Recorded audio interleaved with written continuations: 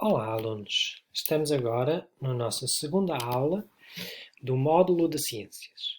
Na última aula, fizemos uma apresentação do módulo e também fizemos uma introdução muito geral ao discurso das ciências naturais. Aprendemos o que é a ciência, aprendemos o que são as ciências naturais e aprendemos o que é o discurso das ciências naturais.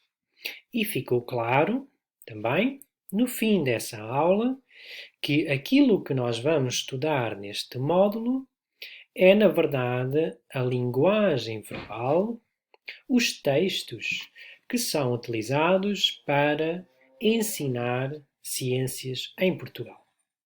Sobretudo, no ensino básico, embora as características que vamos encontrar nesses textos podemos depois também encontrá-los noutros textos científicos, obviamente. Então, hoje vamos falar sobre a linguagem técnica que existe nos textos de ciências. E talvez esclarecer só no início que muitas pessoas acham o discurso das ciências difícil. Porquê? Bom, em primeiro lugar, porque o discurso que os cientistas utilizam é bastante diferente do discurso que nós utilizamos no dia a dia, quando estamos no café ou quando estamos a falar com os nossos amigos. Mas o discurso das ciências também é diferente do discurso que é utilizado noutras áreas específicas, como, e vocês já estudaram isso, em gestão, economia, direito. Portanto, as ciências têm realmente a sua própria linguagem. E vamos, hoje e na próxima aula, ver duas características muito gerais dessa linguagem das ciências. Hoje falamos sobre a linguagem técnica. Na próxima aula vamos ver que essa linguagem também é muito densa. Mas então hoje a linguagem técnica. O que é isso? Bom, temos aqui o slide que na verdade eu já vos estive a explicar, não é? Portanto, que o discurso é diferente do dia a dia e é diferente de outras áreas de especialidade ou áreas especializadas. Portanto, aqui sim, começamos realmente com a linguagem técnica. Qualquer texto científico que nós vamos ler, vamos encontrar nele muitos termos técnicos. O que é um termo técnico? Bom, vocês também já sabem isso. Mas um termo técnico é uma palavra ou um conjunto de palavras que formam uma expressão e essa palavra ou expressão tem um significado muito próprio. Tem um significado que é válido dentro dessa área científica em que estamos a situar o nosso texto. Em termos linguísticos, os termos técnicos são normalmente nomes, substantivos ou nomes, não é? Ou grupos nominais. E um grupo nominal, o que é? É um conjunto de palavras, em que a palavra mais importante desse grupo, desse conjunto, é um nome ou um substantivo.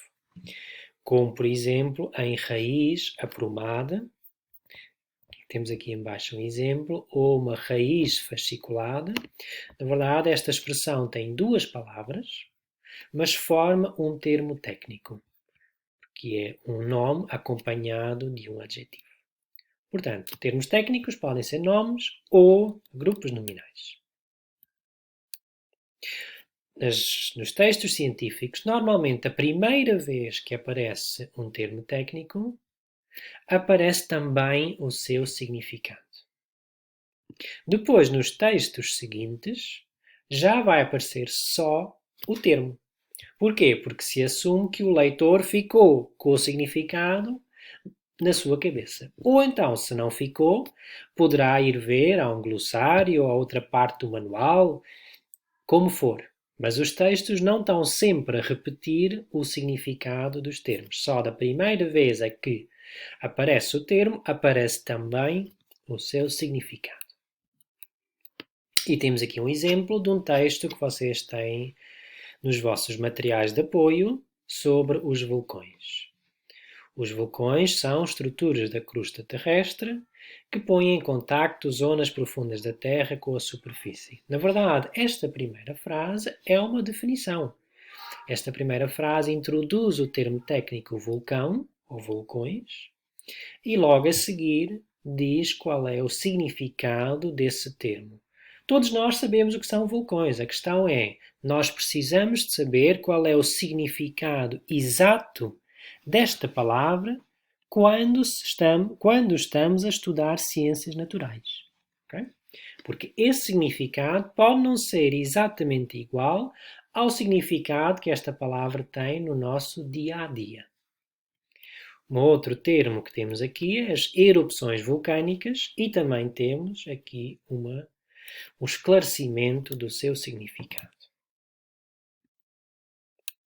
Então, em termos linguísticos, o que é que estes textos fazem é introduzir um termo, neste caso os vulcões, e relacionar este termo com o seu significado.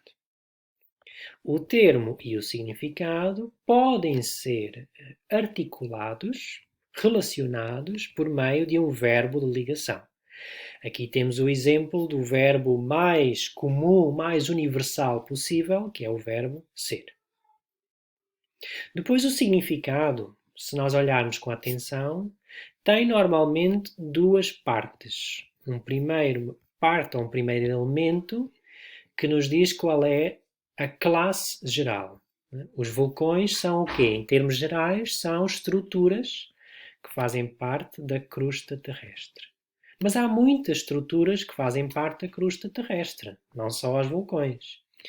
Portanto, precisamos também de ter no nosso significado um conjunto de características específicas.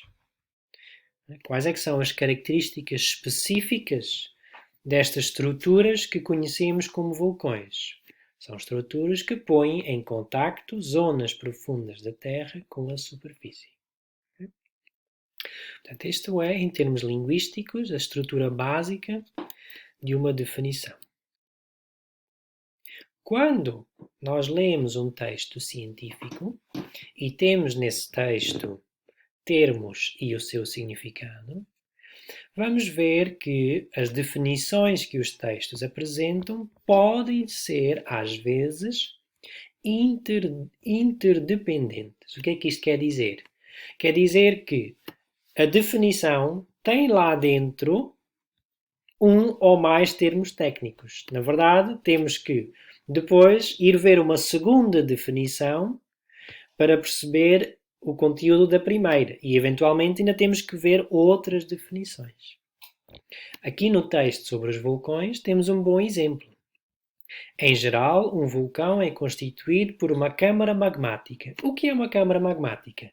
O texto diz-nos logo a seguir. É um local no interior da Terra onde se armazena o magma. Mas e o magma? O que é o magma? Então, logo a seguir, o texto contém uma outra definição para esclarecer o significado do termo magma, material rochoso, fundido e rico em gases, que se encontra a elevadas temperaturas. Uma segunda característica que temos que saber sobre as definições é qual é a relação que o texto constrói entre o termo e o significado. Naquela primeira definição que nós vimos sobre os vulcões, vem primeiro o termo e depois o significado, que pode ser até a ordem mais natural. Mas nos textos isso não acontece sempre. Okay? Portanto, o significado pode estar antes do termo, pode estar depois do termo, e há situações em que tem uma parte antes do termo e uma outra parte depois do termo. Então aqui os vulcões, que é o exemplo que já vimos antes, temos o termo e depois temos então o seu significado. No caso das erupções vulcânicas está ao contrário. Temos primeiro o significado, a ideia da expulsão de materiais de composição química diversa em diferentes estados, Isso são, e agora vem o termo, erupções vulcânicas. Mas também ainda podemos ter o outro caso em que temos, na parte superior do cone, existe uma abertura. É uma informação relevante para definir o significado de cratera, mas não é suficiente. Também temos que ver o que é que está depois. Por onde são expelidos os produtos da atividade vulcânica. Então, parte do significado estava antes e a outra parte estava depois do termo. Precisamos também de ver ou de perceber que o verbo de ligação pode estar lá ou pode não estar. Mais uma vez, temos o exemplo dos vulcões. Os vulcões são, temos aqui o verbo são, que é o verbo de ligação. Aqui temos o verbo constituindo, que faz a ligação entre o significado e o termo. Mas aqui nos últimos dois casos apresentados aqui, não temos qualquer verbo de ligação. Na parte superior do cone existe uma abertura, vírgula, a caractere, vírgula, por onde são expelidos. Então temos simplesmente o termo entre vírgulas e não temos verbo.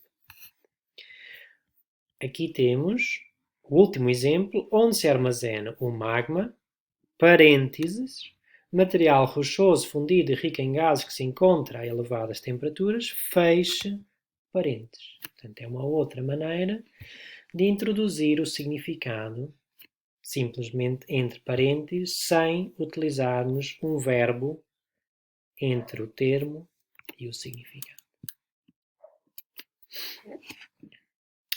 Quando nós estamos a ler o texto científico, está lá a informação relevante sobre o significado do termo. Mas se nós quisermos pegar nessa informação e construir um glossário, não podemos simplesmente copiar a informação do texto para o nosso glossário.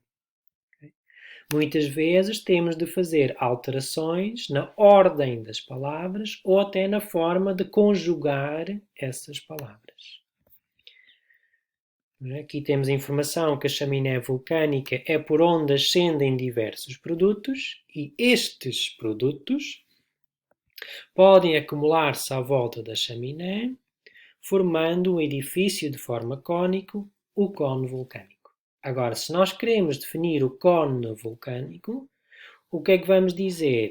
Dizemos que é um edifício de forma cônica à volta da chaminé principal e vamos dizer que ele é constituído, é feito de produtos vulcânicos acumulados. Portanto, estamos a transformar, estes podem acumular-se à volta da chaminé em constituído por produtos vulcânicos acumulados. Outra informação ainda é que os termos podem estar assinalados a negrito. Negrito quer dizer que está mais escuro, mais preto no texto, ou não. Portanto, não é sempre. E os textos científicos às vezes também usam negrito e não é um termo técnico. Portanto, temos que ter cuidado. Aqui acontece sim, mas não acontece sempre. Então temos de ter cuidado para saber se estamos ou não perante um termo técnico. E chegamos agora ao fim desta aula sobre a linguagem técnica. O vosso trabalho agora é ler os materiais de apoio e também fazer a atividade sobre o texto que fala da constituição do sangue. E vocês têm que, nesse texto, identificar os termos técnicos e o significado desses termos e construir uma tabela e encontrar depois alguns casos concretos de primeiro vem o termo, depois do significado ou vice-versa. Tudo isso de acordo com as instruções que está no vosso guião. No fim, devem entregar o resultado do vosso trabalho no Moodle. Fica então à espera. Até já!